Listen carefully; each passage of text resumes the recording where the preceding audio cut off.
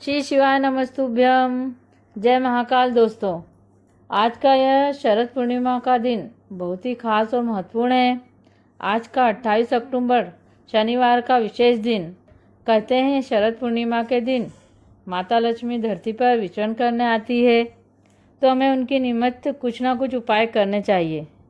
परंतु इस बार शरद पूर्णिमा के इस पावन दिन पर चंद्र ग्रहण लगने वाला है, तो चंद्र ग्रहण लगने से जो कई उपाय है वो हम नहीं कर पाएंगे, और क्या क्या उपाय हम इस शरद पूर्णिमा पर कर पाएंगे वो मैं इस वीडियो में आपको अच्छे से बताऊंगी।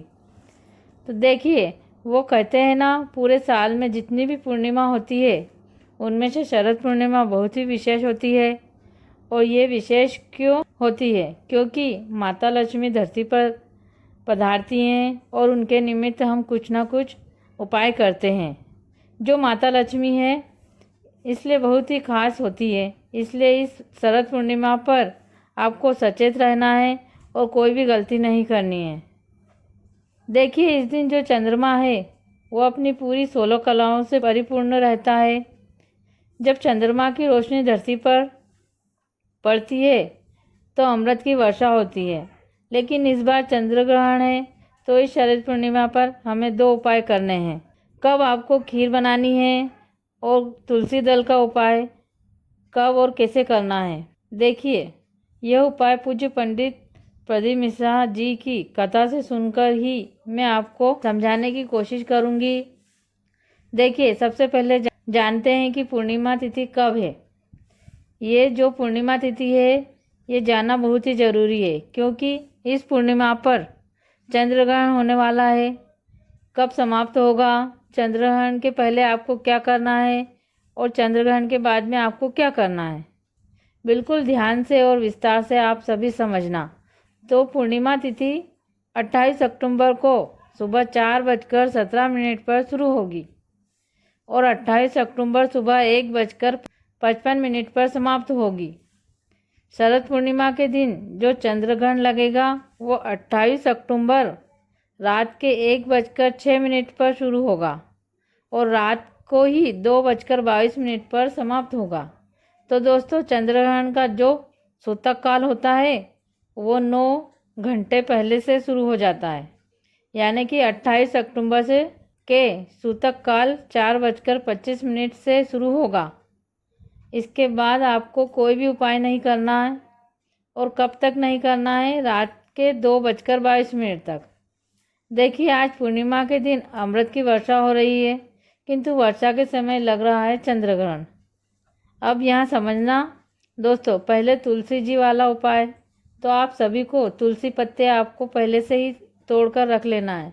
अगर नहीं तोड़े होंगे तो तुलसी पत्ते पुराने भी चलेंगे, क्योंकि तुलसी पत्र बासी नहीं होते हैं। अगर तुलसी पत्ते नहीं हैं तो आप तुलसी जी की गमले की 1 चुटकी मिट्टी भी ले सकते हैं। अब एक तांबे का पात्र लेना है, उसके अंदर 2 तुलसी की पत्ती डाल देना है। तुलसी जी की मिट्टी भी 1 चुटकी डाल सकते हैं और इसको ढककर आप आपके घर में कहीं भी अच्छी जगह पर रख देना है। देखिए, सूतक काल 4:05 पर शुरू हो जाएगा और आपको 2:22 तक समाप्त हो जाएगा। तो लगभग 2:30 बजे के करीब यह कलश आपको उठाना है और उसके जल का छिड़काव अपने ऊपर करना है। घर के सभी लोगों पर भी कर सकते हैं, लेकिन सोते हुए पर नहीं करना है। यह आप सुबह भी कर सकते हैं। यह करने से ग्रहण का प्रभाव आपकी राशि पर पड़ा है, आपके जीवन पर पड़ा है, तो उसका कोई भी गलत प्रभाव आपके ऊपर नहीं पड़ेगा। अगर आप यह तुलसी दल का यह जल अपने स्वयं के ऊपर इसका छिड़काव करते हैं, साथ ही घर के मुख्य द्वार पर इसका छिड़काव करना है, क्योंकि माता लक्ष्मी की विशेष कृपा मिलने वाली है। यह उपाय करना है। यह उपाय चंद्र ग्रहण के समय नहीं करना है, इससे माता कृपा नहीं कर पाएंगी और कोई उपाय फलित नहीं होगा। तो तुलसी दल के पानी का छिड़काव सारे घर में करना है, जिससे ग्रहण का प्रभाव हमारे ऊपर और हमारे घर के ऊपर ना पड़े। अब दोस्तों, दूसरा उपाय क्या है? जो खीर वाला उपाय है। तो सभी जानना, चाहते हैं कि खीर कब बनानी है कि नहीं बनानी है। दोस्तों, खीर तो आपको बनानी है, लेकिन 4:05 के पहले पहले ही खीर आपको बनानी है। सूतक काल लगने के बाद नहीं बनानी है। और खीर बनाकर उसमें तुलसी दल डालकर रखना है। तो जानते हैं खीर का उपाय। तो करना क्या है, आपको तुलसी दल खीर में डालना ही है, जिससे कोई भी दुष्प्रभाव नहीं पड़े। फिर यह खीर आपको रात के 2:30 बजे चंद्रमा की रोशनी में रखना है। इस उपाय को करने से आपके जीवन में धन धान्य की बढ़ोतरी होगी, मन में शांति और जीवन में शीतलता आएगी। साथ ही साथ आपके शरीर के रोगों का भी नाश होगा। इसलिए यह उपाय आपको जरूर करना चाहिए।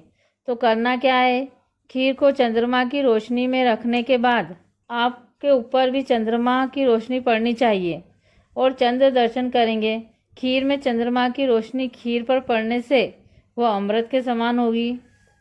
उसके बाद आप वहाँ खड़े होकर माता लक्ष्मी का जाप करेंगे। ओम माँ लक्ष्मी नमः कम से कम 11 बार करेंगे। इसके बाद थोड़ी खीर लेकर उसी चंद्रमा की रोशनी में आपको ग्रहण करनी है, खाना है। इसे ग्रहण करते हैं माँ लक्ष्मी का आशीर्वाद और चंद्रमा की शीतलता आपके जीवन में आएगी। आपके शरीर के रोगों का नाश होगा और अष्टलक्ष्मी भी प्राप्त होगी। यह उपाय आप सभी को करना है। याद रखिए, यह उपाय आप लोगों को चंद्र ग्रहण के बाद ही करना है। और भी ऐसे उपाय जानने के लिए मुझे फॉलो करें। श्री शिवाय नमस्तुभ्यम।